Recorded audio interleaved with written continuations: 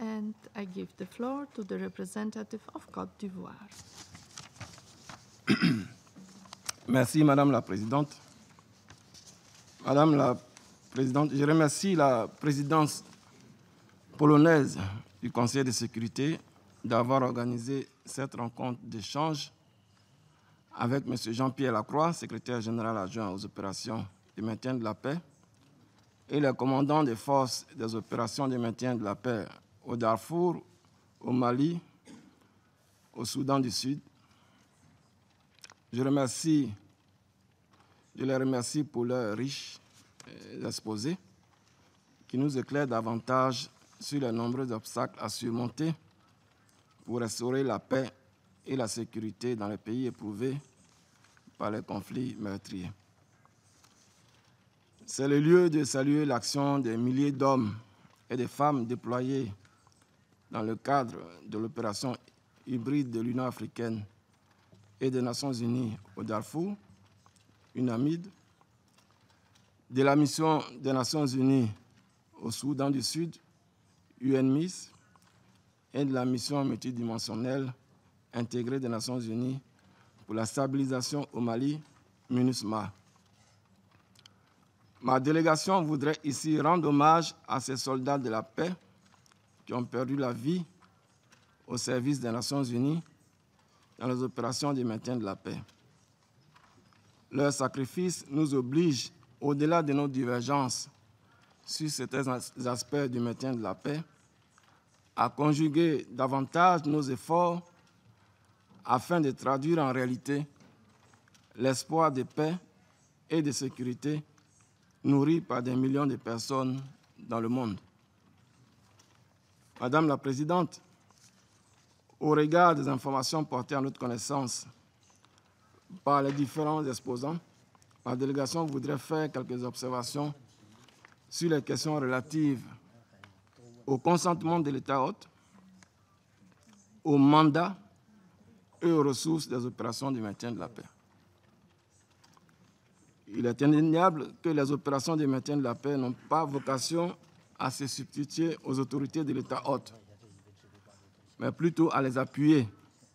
dans le cadre d'une stratégie de sortie de crise fondée sur un processus politique inclusif et crédible. En effet, partout où les opérations de maintien de la paix des Nations unies ont pu, comme en Côte d'Ivoire, en Sierra Leone et au Libéria, ont pu engager avec les autorités des États hôtes et toutes les parties prenantes à une crise, une coopération dynamique fondée sur la confiance réciproque et la poursuite d'objectifs réalistes et consensuels, elles ont su créer les conditions d'une transition réussie, ouvrant la voie à la reconstruction post-crise et à la réconciliation nationale. Ainsi, la qualité des relations entre le représentant spécial du secrétaire général, les commandants des forces et toutes les parties prenantes au processus de sortie de crise, y compris la population locale, nous paraît essentielle en ce sens qu'elle crée les conditions pour une acceptation et une appropriation nationale forte de l'action onusienne. Il ne fait aucun doute que l'émergence d'acteurs non étatiques porteurs de revendications politiques et territoriales et parfois coupables d'agissements contraires aux objectifs de paix et de stabilité, constitue un des défis majeurs à la mise en œuvre des principes qui fondent le maintien de la paix, que sont le consentement de l'État hôte, l'impartialité et la limitation de l'usage de la force à la situation de légitime défense. Ces problématiques nouvelles appellent de notre part des réponses multidimensionnelles, pérennes et la nécessité d'assurer, en dépit d'environnements opérationnels en constante mutation, l'appui au processus politique de sortie de crise qui demeure la pierre angulaire des opérations de maintien de la paix. Madame la Présidente, les difficultés relevées par le commandant des forces nous fondent à croire que l'efficacité des opérations de maintien de la paix reste tributaire de la définition des mandats clairs, déterminant des objectifs réalisables à partir d'analyses rigoureuses de l'environnement et des contraintes opérationnelles spécifiques de chaque mission. Les violences inqualifiables perpétrées notamment par des groupes armés contre les casques bleus, les humanitaires et les populations civiles sont des défis récurrents qui nous invitent à élaborer des mandats dont la solidité doit à la fois refléter la complexité et le caractère asymétrique de l'environnement dans lequel se déploie une mission de maintien de la paix. Ces mandats doivent conférer aux forces onusiennes l'agilité, la flexibilité et la mobilité nécessaires pour se projeter dans les zones où ont lieu et où existent des signes avant-coureurs de violence contre les populations civiles. Il importe également de relever que ces mandats doivent être non seulement flexibles, mais séquencés pour permettre une adaptation progressive des priorités des missions aux évolutions du contexte sociopolitique et sécuritaire du pays hôte. En Côte d'Ivoire, par exemple, le mandat de l'ONUCI, initialement focalisé sur les impératifs sécuritaires, s'est par la suite orienté vers l'appui à la consolidation et à la pérennisation de la paix,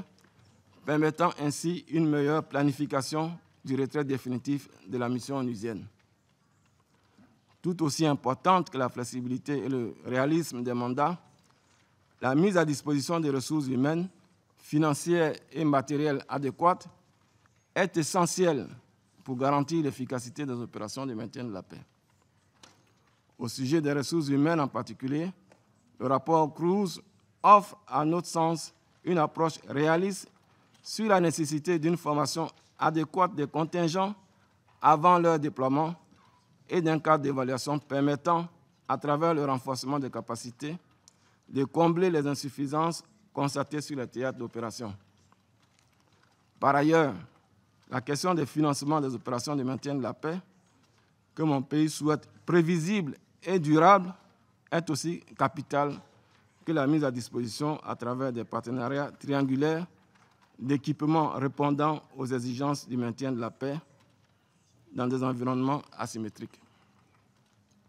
Madame la Présidente, les missions onusiennes sont constituées d'une mosaïque de contingents et de personnels qui, bien que mus par la quête commune de la paix et de la stabilité dans des pays en conflit, sont issus de différents pays et de différentes cultures qui impactent nécessairement leur perception des obligations qui leur incombent dans le cadre du maintien de la paix dans des environnements difficiles. Pour terminer, ma délégation voudrait saluer le travail effectué par les forces onusiennes de maintien de la paix, dont les mérites résident avant tout dans leurs efforts quotidiens pour maintenir la cohésion et l'unité d'action des missions de paix, afin qu'elles continuent, malgré les nombreux défis, à être l'instrument le plus efficace des Nations Unies au service du continuum de la paix. Je vous remercie. I thank the representative of Côte d'Ivoire for his statement